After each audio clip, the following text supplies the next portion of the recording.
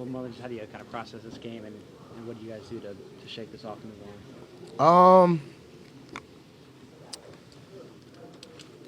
Hard to say.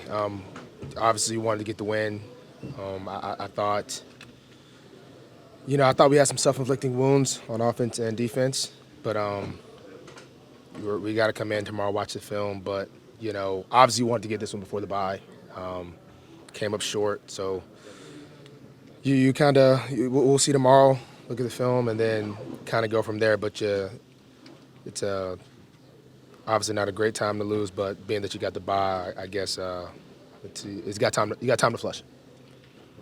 Marlon, when you have a guy like, I mean, you've been with Justin Tucker a long time. I mean, you guys probably almost have taken his greatness for granted. I mean, as a teammate, do you say anything to him when he's going through these struggles, or do you sort of just trust him to get through it? How do you look at it?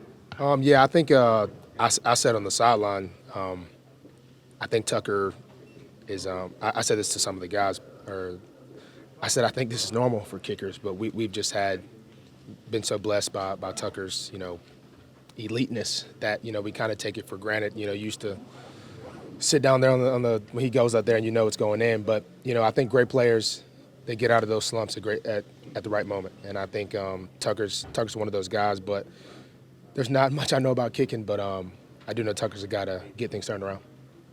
Marlon, you're a game and a half back in the Steelers before you guys have 4 games left. What do you think about your chances of still winning this division? I know we'll need some. Actually, I think being that we play them, I think that gives us a pretty good chance there. If they lose one, and then when we win out, so I think we're in a good position, a great position. Watch this tape, clean some things up, enjoy this bye, and then come back ready to roll.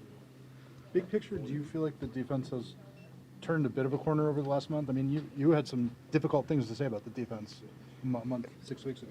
Yeah, it's been it's been fun to actually get 3 and outs. We had a plethora of those. I felt today. I think the biggest thing after whatever game that was, man, it was time to play Ravens defense, and I think at some defense and Ravens defense, there's a big gap between that, and the message kind of became a little bit clear. If you want to play ball, then we'll get you out there. But if you don't, you're going to have to sit on the sideline. And I think guys responded really well to what was being preached amongst the coaches, amongst the players. And we're holding guys more accountable now. And we just the brand we were playing, it's disrespectful to be in this Ravens uniform and play like that. And I think I feel like we've turned that corner. It's not perfect, but I still think there's a little more corners to turn. But the mindset has really changed. The mindset has really, really changed, and that's kind of where it starts. Marlon, is there some, I guess, I don't know, unhappiness or just what pessimism about how when you guys have had really good games on defense, it hasn't always aligned with the days when you had really good days on offense, and just you haven't really been able to kind of match, develop that kind of full, complete game?